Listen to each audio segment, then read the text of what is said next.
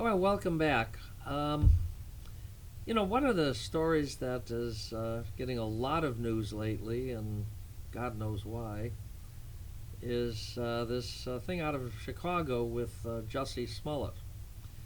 Now, I'm a Chicagoan, so I got a little feel for the city and what goes on there, and it's an amazing little story. Now, for those of you who might have been in a coma for the last few weeks, Jessie Smollet is a star of Empire on Fox television. And he, on the 29th of January, claimed that he had been mugged, beaten by two people who yelled out racial slurs, who made homophobic threats. They were wearing a MAGA hat, one of the Trump Made America Great hats. And they put a noose around his neck and just kind of beat him up a little bit. Certainly the kind of story that can happen on the streets of a city like Chicago. But, there was a little something that, I don't know, just didn't seem right, even when the story was first coming out. People were kind of scratching their heads. Well, as the story began to unfold and unfold, we discover that maybe it's not quite an accurate story.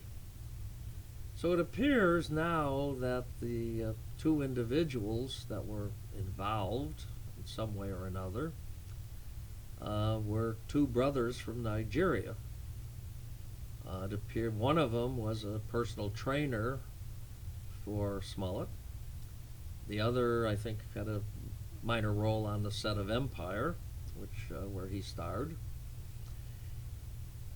And they're now cooperating with police, and if you believe the stories that are coming out, and they seem to be credible, they've done the investigation on these guys. They said they've been paid. This was a setup, and that they went and bought the rope at a local hardware store. They bought some bleach, which they splattered on him. And I guess they roughed him up a little bit to make it look good. Now, why this happened seems to be related to something that happened on January 22nd. Smollet received a threatening letter. One of those letters like you see in the detective films where all the letters are cut out of a magazine. Well, he gets one of these, and there's a suspicious powder, never identified, but a suspicious powder that was in the envelope. He reported that to the police. Well, it didn't get a lot of attention. And as a matter of fact, the later report was that the fact that the letter didn't get a lot of attention is the reason that he decided to set up this phony mugging on the streets of Chicago.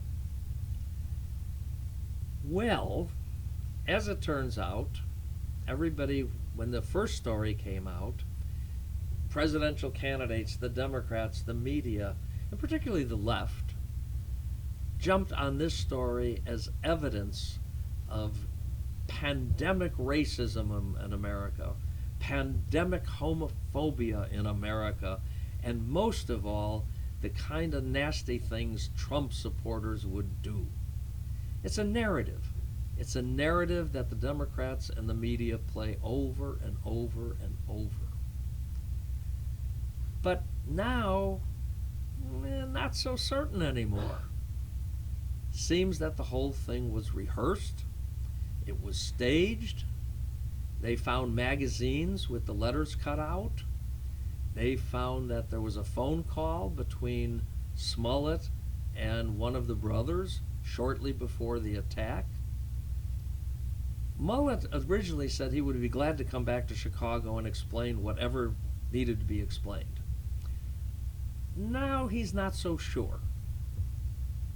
Now, everybody said this was a racist incident. This was a homophobic incident. Well, you know what? I agree. It was a racist incident. It was pandering to racism. What Smollet apparently did was take the highly charged racial dialogue that goes on in this country, and he turned it around. He said, you know what? I'm going to do two things. I'm going to hurt Donald Trump and conservatives and Republicans and show about racism and homophobia in America. And I'm going to get a lot of publicity and sympathy. And he did. Oh, there were presidential candidates, Kamala Harris and Cory Booker, crying for him, praying for his recovery. He got what he wanted. He got a lot of publicity. Unfortunately, he may not have gotten all the publicity that he wanted to get because it didn't stop with that narrative. It broke down. It failed. And now we see something that is not unique. It's something that happens. People put up these phony things, just like people put phony things on the social media. People act out in phony ways. We've had people who were left-wingers who put swastikas on synagogues to make it look like it was the right wing doing it. That's been kind of in politics for years. This is a pretty good example. Not the first example. There was a previous comedian who claimed pathetically that he was involved in the 9/11 disaster.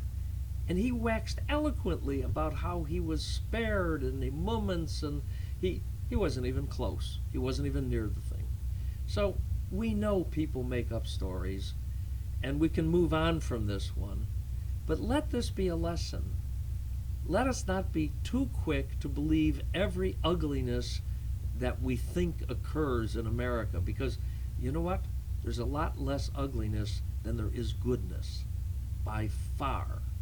And that's what we need to focus on. So there it is. Okay. Nick? Hey, Nick.